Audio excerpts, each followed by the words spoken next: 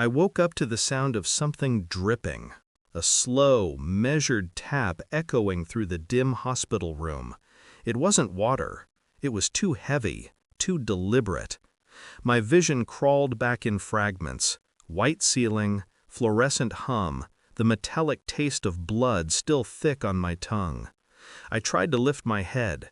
Pain bloomed behind my skull like a quiet explosion. Then a silhouette appeared in the doorway. Not a nurse, not a doctor. A boy, thin, tense, maybe 13, watching me like he'd been waiting for hours. When our eyes met, he didn't speak. He just raised a finger to his lips, a warning. Then he slipped something under my blanket, an envelope, and vanished before I could call out. 2 minutes later, a nurse rushed in. She looked relieved and terrified at the same time. "Sir, thank God you're awake. The police are on their way. You were found unconscious in your home." A pause. Her voice dropped. "Your wife said you fell, but your injuries, they don't look like a fall." Her gaze flicked to the door, as if someone was listening. "These are blunt force trauma," she whispered. "Someone beat you, repeatedly." I didn't react, couldn't. My mind felt like a shattered mirror, pieces of memory sharp enough to cut, but too scattered to form a picture. But one detail stood out clearly. My wife brought me here, and she lied. I waited until the nurse left, then slipped the envelope open with shaking fingers. Inside was a USB drive, and a note written in jagged handwriting.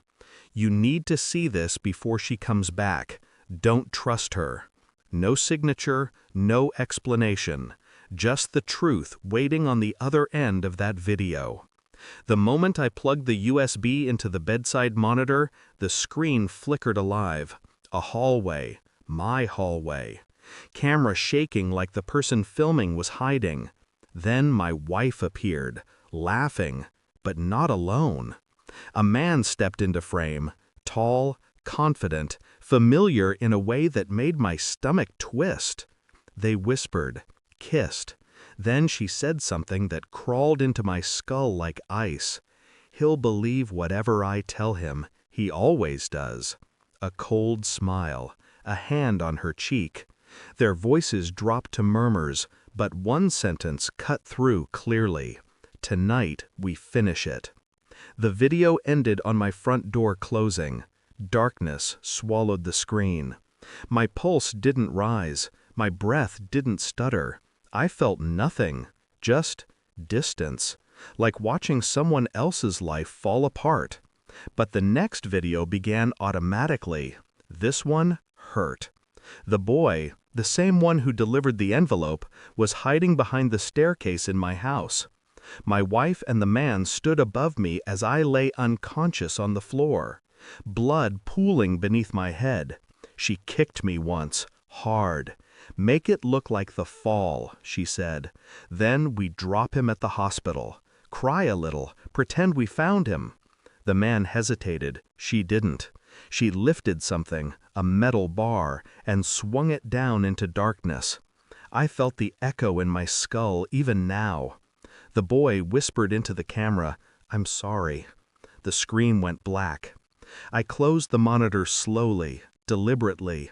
The kind of calm that comes when the storm finally decides to sit inside your chest instead of outside it. I waited. I didn't call the police. I didn't call the nurse. I waited for her. 30 minutes later, my wife walked into the room with tears already in her eyes. Practiced. Empty. "Oh my God, baby, you're awake." I held up a hand. Her voice froze. "Close the door," I said. She did. I didn't raise my voice, didn't ask why. I simply handed her the USB drive. "You should watch this," I said. She swallowed, eyes darting, the first flicker of real fear breaking through the performance. I don't understand." "You don't need to," I murmured. "Just watch." She plugged it in. The videos played, every lie, every touch, every blow. Her face collapsed in real time. Tears came, This time honest, uncontrolled. She reached for my hand. I didn't move. It wasn't supposed to. He said we could start over." I didn't. "You didn't mean to get caught," I said. "That's all." Her knees buckled. She slid to the floor, sobbing into her hands. I watched her break the way she tried to break me. Calm, detached. When the last frame faded, I stood up, pain biting through my skull, and unplugged the USB. She reached for me again, voice shaking. "Please, please don't leave. We can fix." "We ended the moment you picked up that metal bar." I walked past her. Not fast, not slow, just steady. At the doorway, I paused. "The boy who filmed this," I said quietly, "had more loyalty to me than you ever did." Her sob caught in her throat.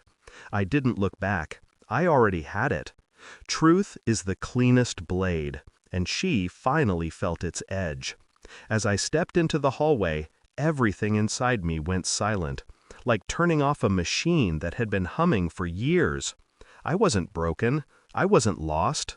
I was awake, and she was finally the one left in the dark.